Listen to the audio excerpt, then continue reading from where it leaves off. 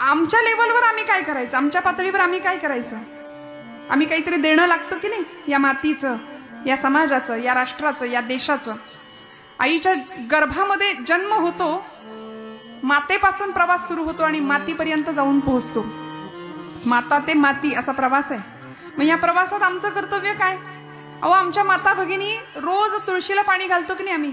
तुळशीला पाणी घातलं लगेच घरात आलो असं नाही होत. आजूबाजूच्या रोपट्यांवर सुद्धा पटकन गडबडीत का होईना शिंपडून माघारी येतो.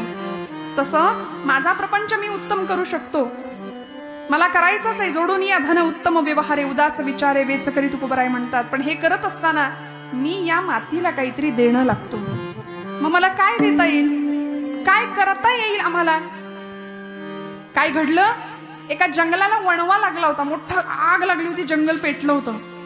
आणि त्या पेटलेल्या जंगलामध्ये एक संन्यासी त्या जंगलातून पळत होता, भगव्या कपड्यातला. एका झाडाच्या उंच शेंड्यावरती एक पक्षी बसला होता, एक गरुड पक्षी बसला होता. त्या संन्याशाने विचार केला की सगळे पशु पक्षी उडून निघून गेले आणि हा पक्षी इथंच बसलाय म्हणाले. मग त्याला विचारलं, का रे बाबा, जंगल पेटलंय, तू जा ना उडून, तुझ्या पंखांमध्ये बळ आहे, तू उडू शकतोस. त्या पक्षाने त्या साधूला काय उत्तर दिलं तेवढं ऐका की माझं कीर्तन आजचं संपलं.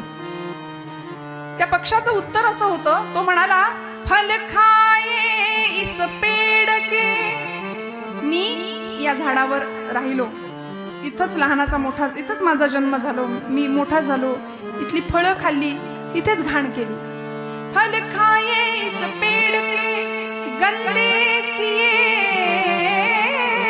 है पात, अब यही मेरा फर्ज है, जल जाऊं इसके साथ. आता माझं काम हेच आहे की इथे मी राहिलो ना, मग इथेच संपणार, यासाठीच काहीतरी करणार. आमचे गुरुजी फार सुंदर सांगतात, हे त्या झाडावरच्या पक्षाला कळलं, बाकीच्या पक्ष्यांना कधी कळणार? कळलं तर बघा शाब्दिक कोटी आहे, फार काही स्पष्ट उघडून सांगत नाही. हे पक्षाला कळलं, पक्ष्यांना कधी कळणार?